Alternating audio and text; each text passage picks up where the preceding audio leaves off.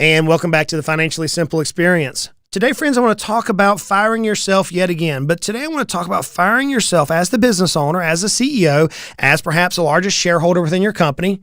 I want you to fire yourself as the top producer in your company. You know, the lifeblood of every business is sales. In order for us to grow, we have to have new clients, new revenues. We have to increase our sales for our companies to grow, not only top line revenue, but ultimately NOI, net operating income.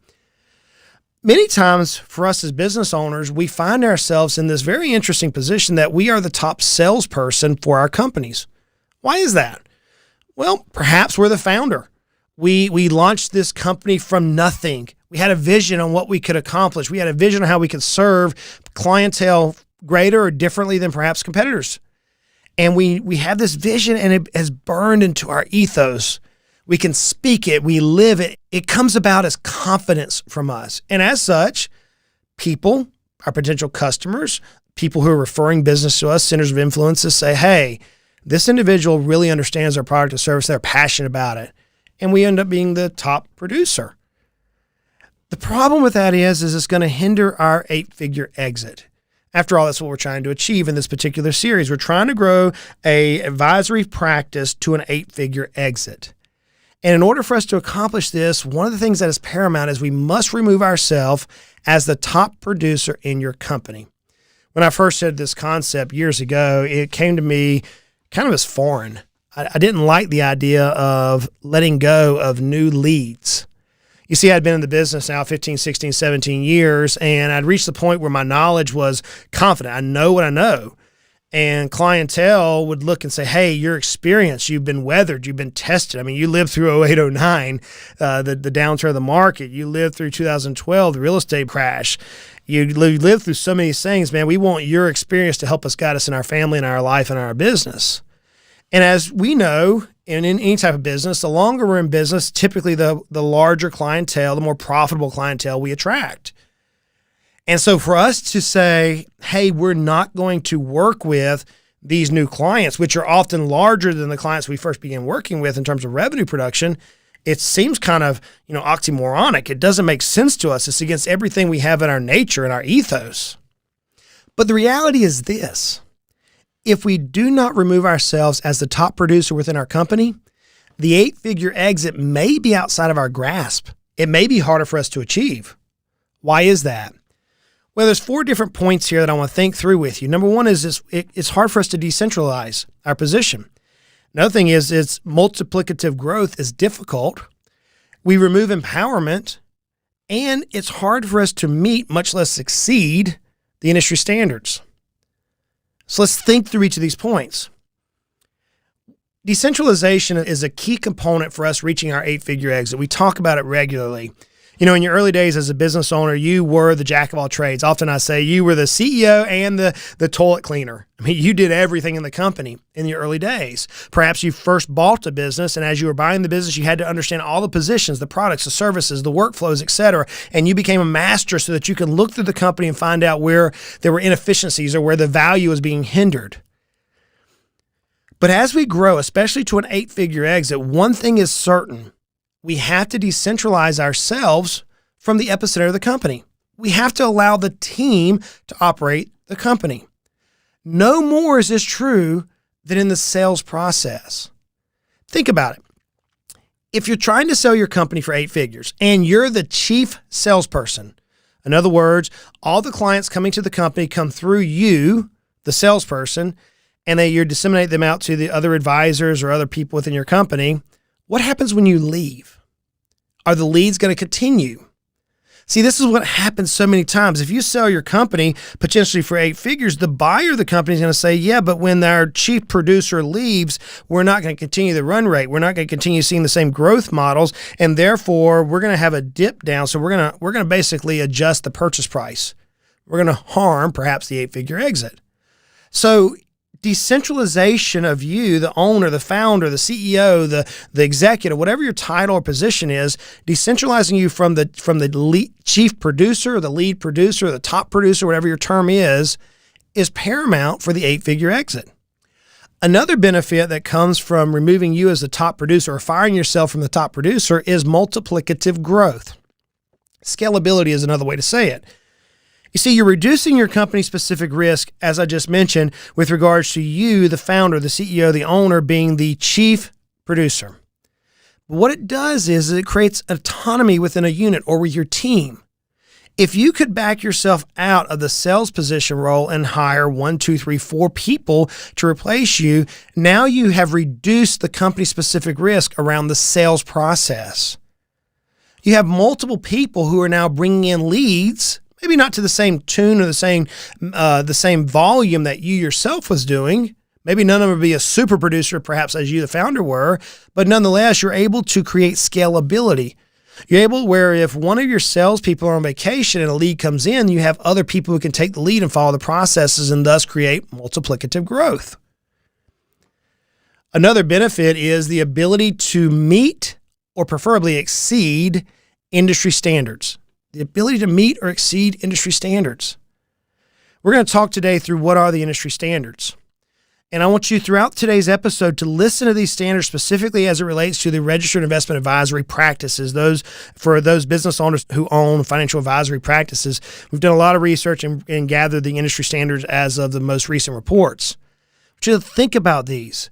The goal for us, if we're going to reach an 8-figure exit, is to exceed the standards that we're going to go over today. Now, in order for us to exceed the standards, we have to empower our team. We have to empower the team to follow the processes which you perhaps design, but we have to empower them for them to carry out. I often tell this story when I'm on stage speaking. I have the privilege to speak with business owners nationally. I was in a meeting in California a couple weeks ago where I was speaking to a room of 1,200 or so business owners. And I was talking about the day whenever I tried to decentralize myself from the sales position. I basically fired myself. I can remember. In fact, the podcast studio that I'm in today used to be my office. Whenever we moved into our new suite, I took the smallest position in the entire company, the smallest office, because I always believe you don't have to have the biggest office as the executive. I don't like that type of mindset. I wanted my team to have nice offices, and I took basically a closet, which is now where my podcast studio is, nonetheless. I can remember the day whenever a lead came in through one of my centers of influences, and it was a sizable lead. It was a good client, sizable client, probably one of the top 3 in our company at that time. And I can remember looking at one of my colleagues who had hired for me to decentralize. This was a talented individual that had really good EQ skills. I mean, he was very in touch with emotional within himself and how clients are feeling and could sell. Also could relate and gain trust very quickly, which is paramount, especially in the finance world when you're dealing with money. And I can remember looking at him saying, here's a lead that's sizable. They want to chat with me. So what I'm going to do is I'm going to get on the phone. We're going to talk together. I'm going to introduce you to this person. I want you to see how I communicate. And then I want you to take the ball and run. And I can remember sitting in that conversation basically on a yellow pad in front of me as my colleague was sitting beside me saying, now you talk. And I was listening to him do the quote initial sales pitch. And the two of us together were collaborating with this individual, and it flowed perfectly well. I had to, eat some humble pie and not assert myself many times as I wanted to. And this individual stepped right in lockstep, and ultimately we gained the client. The client's still a client today. The client saw the benefit of a team approach, and I saw the benefit of not having to take on yet another client and their burdens and their journeys and their emotions and their desires. And I saw confidence that, hey, I can step away from this top producer position. That was a powerful day for me because there was a lot of emotions I was dealing with. I remember thinking in that meeting, holy cow, this individual is fixing to provide us with revenue that's greater than my first 2 years in the industry altogether. I remember this one client was going to give us more revenue than my first 2 years produced with everything I did in the first 2 years combined. And yet I turned around and I gave this client to one of my colleagues. Friends, that was tough. But here's what came from that. By me relinquishing control, I was able to focus on other areas of the business, and our sales multiplied. Our new client acquisition drastically increased, because now I was able to have other parties take on the leads, and then they began capturing my centers of influences, trust, the respect of the people I had worked with for dozens of years, they began gathering the respect from not only centers of influences, but also clients. And now the leads begin to come in more multiplicatively. So I know the journey whenever I say, hey, fire yourself as the chief salesperson. I know how hard that is. I've been there. In fact, I'm now teaching this to multiple business owners who are also receiving multiplicative growth as they apply these simple principles. But why? Well, because we want to exceed industry standards. So today I'm going to dive into how is it that the registered investment advisory practices, those firms or financial advisory practice, however your term is, how do they perform? So our research team pulled a lot of data out for me. They've done a lot of research through benchmarking studies from Schwab and Fidelity and many others.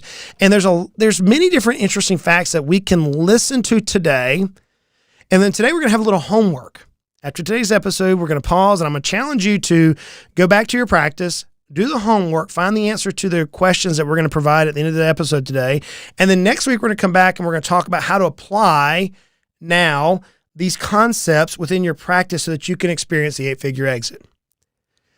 So here's some industry data. According to the 2022 RIA benchmark study provided by Charles Schwab, again, we're talking with firms who are in that $250 million of assets under management. So these firms are producing, give or take, $2 to $2.5 million in revenue, which is about the average of the financial advisory practices out there. Now, maybe your practice is a little bit smaller, or maybe it's larger. I've spoken to a few listeners who have firms that are doing $1 and $2 and $3 billion practices, which is always fun for me to collaborate with those individuals. According to the 2022 RIA benchmark study provided by Charles Schwab, financial advisory firms on average saw a 6.2% annual increase in new clients from 2016 through 2021. So if you're looking at your list of clients, let's say you had 100 clients in 2016, 2017 on average, we saw a 6.2% increase. And then 2018, we saw a 6.2% average annual increase. Now, I realize that the years are not static. They are fluid. Some years you perhaps had greater than others. We can look back in data points and look how the market was performing and look actually how the macroeconomics were affecting us. But nonetheless, the study showed that we had roughly a 6.2% annual increase in new clients. Perhaps you were in business during these years from 2016 to 2021. How did you do? Did you gain new clients? So let's say your firm had $250 million of assets under management and you're looking at roughly $2.5 million of gross revenue. How do I come up with that? Let's figure on average, you're charging 1% advisory fee on roughly $250 million of assets. That's roughly $2.5 million gross revenue. I realize it's not net revenue but it's roughly gross revenue, $2.5 million. If we're bringing in roughly 6.2% in new clients, assuming these are average clients, then that could equate to roughly $150,000 in new revenue from just new clients per year. That's assuming a 1% fee on their assets under management. So gaining new clients at a 6.2% rate led us to some decent growth in our businesses. One thing that you can consider is when you're looking at your firm's average revenue, you can look at your firm's average revenue per household. And you can determine how many clients you need to add per year to your business in order to achieve your goals. So here's an example. Let's say your average revenue per household is $15,000. Then if you're trying to grow the company by $150,000 in new revenue, that means you would need roughly 10 new clients generating roughly $15,000. So if we did backwards engineered this, let's say we're charging 1% on assets under management, then we would need 10 clients that had $1.5 million in each of their accounts on average. Now, if we were reducing that number, and let's say the average client was producing $5,000 or they had a $500,000 account, that means we need to add 30 new clients per year. So as we're looking at these benchmarks, we can take these benchmarks, we're going to talk about how we're going to apply them in our next episode, but we can apply them to how we can derive sales goals, how we can derive cost of acquisitions, how we can actually calculate how our sales team needs to produce, how much money we need to drive to our marketing, how our marketing dollars are returning for us, all by looking at the benchmarks. So one of my first questions I have for you is this. Over the last few years, have you seen new clients increase at least 6.2%? If you haven't, then you're not meeting the industry standards. If you have, congratulations. Let's move forward. In the last 5 years, according to the same study with Charles Schwab, firms that had $250 million in assets saw on average a 19.7% growth in AUM. Think about that, a 19.7% growth in AUM and a 7% rise in net organic growth. So let's talk about the two of those. Growth in AUM are from new clients. It's also from market performance. 7% rise in net organic growth. If you read the study, it comes from new deposits, and it comes from new deposits from existing clients and new clients. So over the last few years, we've seen roughly a 19% growth in AUM. How does that relate to us? Let's look back and let's look at the last 5 years. If we look at our top line revenues in our company, are we seeing roughly a 20% increase in our gross revenue year over year over year? If we're not, then we're not meeting the industry standards. Let's take it a step further. Are we seeing roughly out of that 20%, are we seeing roughly 7% in new deposits? In other words, not market performance. There's no market performance whatsoever. These are new deposits from existing clients or new deposits from new clients coming in. Are we seeing roughly a 7% increase in top line revenue? There's a benchmark that we need to examine to where we know how we're performing at this point. There's another key indication that we have to know. And if you look at the Charles Schwab benchmark study, it talks about client retention. Are our clients staying with us? And the data point shows that 97% of our clients remain with us year over year over year. That means roughly you have 3% attrition. How many clients are you losing for whatever reason? Whether somebody passes away and the kids don't remain, they maybe move to another state and you don't continue to work with them while they're in a different state. Maybe you tick them off, which I seem to do that sometimes. But for whatever reason, what is your attrition? Now, why does that matter? We're going to talk about the sales process in our next episode. It doesn't do us a lot of good if we're trying to increase our sales, bring a lot of people in the front door while we have just as many people leaving out the back door. So let me ask you the question, how is your attrition at this particular point? Now, when you dive a little bit further, what we learn is organic growth matters. Organic growth. What is organic growth? Basically, that's referrals. That is where you're doing a good service for your clients and they say, hey, I need to introduce you to my cousin over here, my dad, my best friend, my niece, my nephew, whomever it may be.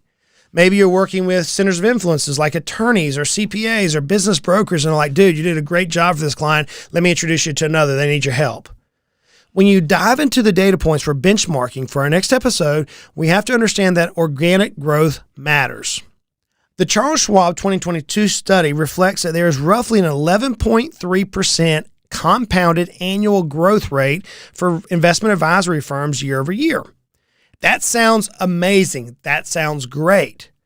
But when you dive a little deeper, you find out that it's not that strong. That's not a good thing. There was a study done by Financial Advisor magazine that showed that compounding annual growth rate on new assets were roughly only 2.2% over the past 5 years when you exclude market movements. If you dive a little further into the study, even though the compounded annual growth rate grew at 11.9%, if you took out the market performance, we only saw about a 0.6% real growth rate. Now, whenever you're looking at financial firms, we realize that the composure of the portfolio is what drives the revenue.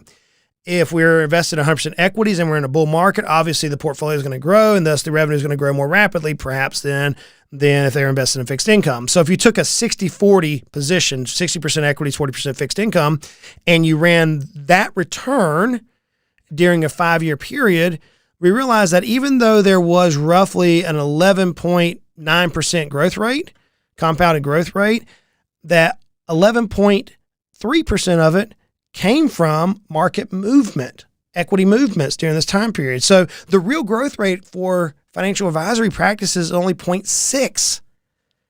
So when we look at Financial Advisories magazine showing that there was a 2.2% over the past 5 years, excluding market with new clientele, then it drives us even further to say, hey, are we really getting a 6% increase, as the Charles Schwab study suggests, with new client revenue? So let me challenge you a little bit. As you're looking at your numbers, dive into the specifics of your new clients. Segment it out. When did your clients join the firm? And then what is the revenue those clients provided? Are you truly meeting a 6% new client growth rate and not just market movement? There's a lot of data points here when you start diving into the sales process that we can place parameters, we can take and build benchmarks, we can build incentive packages for our sales teams. So if you want to increase the long-term value of your firm and not just sustaining your current income or not just meeting market performance with new clients coming in just as many as are leaving out the back door, then we have to understand the benchmarks that the industry is yielding, and we need to design a strategy for our sales team as we decentralize ourselves to motivate the sales team to at least meet the industry standards.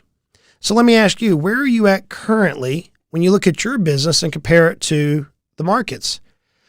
Do you truly have a 6.2% annual increase in new clients?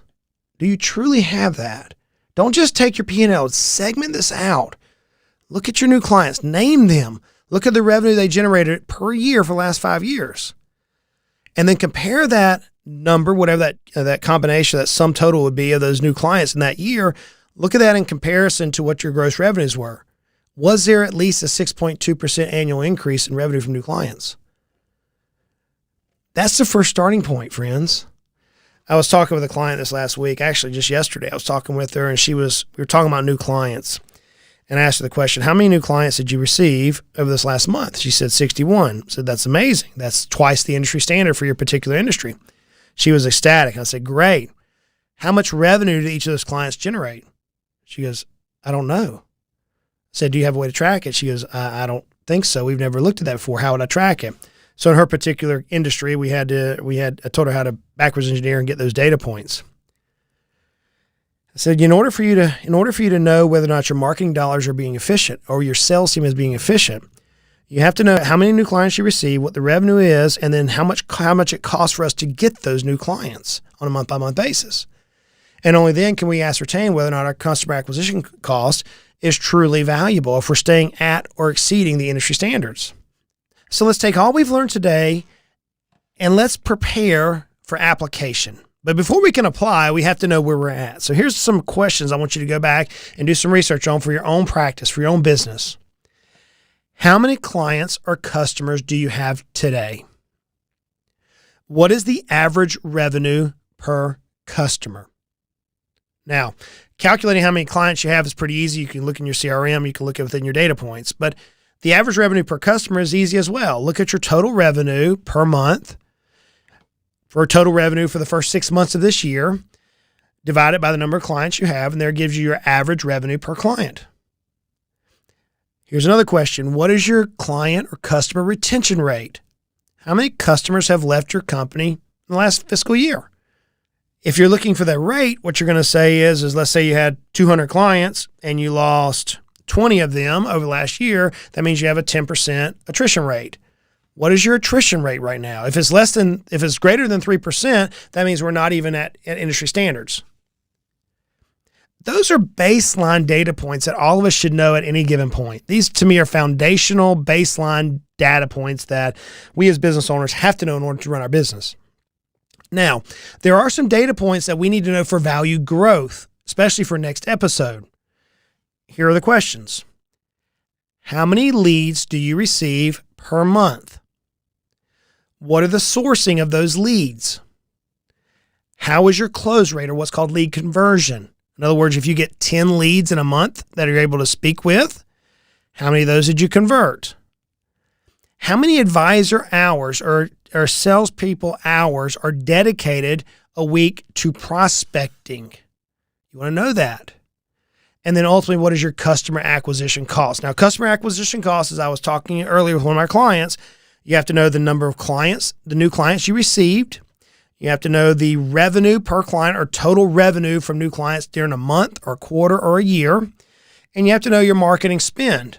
So let's say hypothetically that during a year's time, we received $20,000 in new client revenue. And let's say hypothetically that we spent $20,000. that means our customer acquisition cost is roughly dollar for dollar. If it cost us $5,000 and we get $20,000, then we can divide the number of clients by our $5,000 spend to get our true customer acquisition cost. So my homework assignment for you in order to build to next week's episode is know the data points. As a business owner, as perhaps the top salesperson in your company, know the data points. If you know the data points and we can compare them to the industry standard benchmarks, now we have a starting point to decentralize, to remove us, and to fire ourselves as the top salesperson within our company. Friends, if we want an 8-figure exit, we have to think along these lines. We have to create incentives and motivations for our team to continue to drive us and continue to help us reach a level of success that we aspire within our own practices. Friends, next time we're going to dive into the specifics on how do we apply this? How do we fire ourselves as the top producer? I know this is hard. I know it's hard to think about firing ourselves. I know it's hard to think about trusting others within your company, with your future, with your business. But look, man, if I can do it, and I'm an old country boy born and raised on a dirt road, then trust me, you can do it. We can accomplish this. You can experience an 8-figure exit. I'm excited for you. And I'm excited you're joining us on this journey. Till next time, friends, y'all go out and make it a great day.